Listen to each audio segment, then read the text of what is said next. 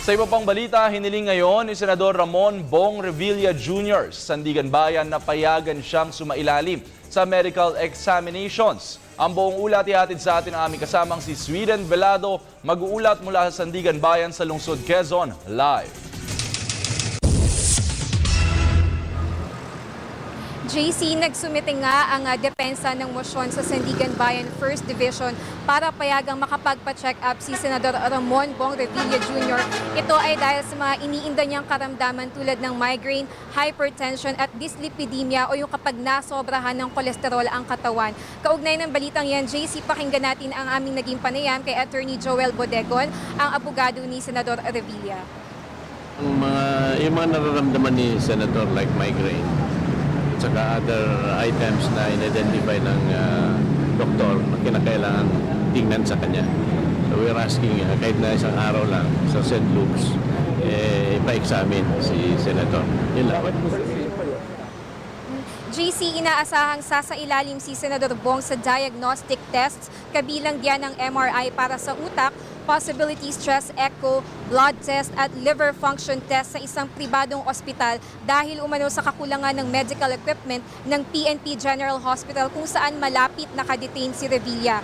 Binigyan naman ng korte ng 5 araw ang prosekusyon para magbigay ng komento. Subalit, giit ni Prosecutor Jefferson Toribio, nakakapagtaka umanong ngayon pa nagkakasakit si Senador Revilla kung kailan patapos na ang investigasyon sa korte. Pakinggan naman natin ang kanyang naging komento.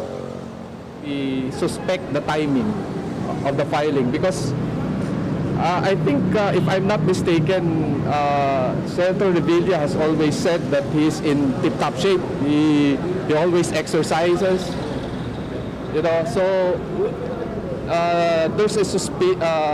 we're suspecting that this is a prelude to a hospital arrest. Mabilis na sagot naman ng Senador, hindi niya kailangang magpa-hospital arrest at igagalang niya anuman ang maging desisyon ng korte kaugnay ng mosyon niya para makapagpa-check up. Narito naman ang naging pahayag ni Senador Bong kaugnay niya. Kung ano man ang maging desisyon ng korte, kung i-allow ako magpa-check up, okay lang. At kung hindi naman ako i-allow, okay lang. Mamatay na kami sa kulungan, okay lang. No, hindi ko kailangan yung hospital arrest dahil malakas ang katawan ko.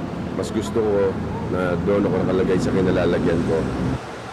Samantala, JC, kaugnay pa rin ng pagpapatuloy ng bail hearing ni Senador Revilla kung saan iniharap ang testigo ng prosekusyon mula sa NBI na si Joey Narciso na siyang nag-imbestiga sa hard drive ni Ben Hurluy.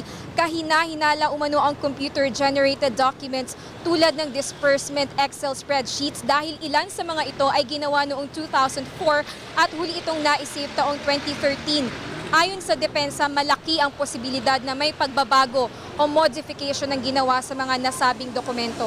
Sagot naman ng prosekusyon, wala umanong tampering na naganap dahil mismong NBI at Anti-Money Laundering Council o AMLAC na ang nagkumpirmang walang nabago sa nilalaman ng hard drive ni Ben Hurluy. At yan ang mga sariwang balitang aming nakalap mula rito sa Sandigan Bayan at para sa Telebisyon ng Bayan, ako si Sweden Velado.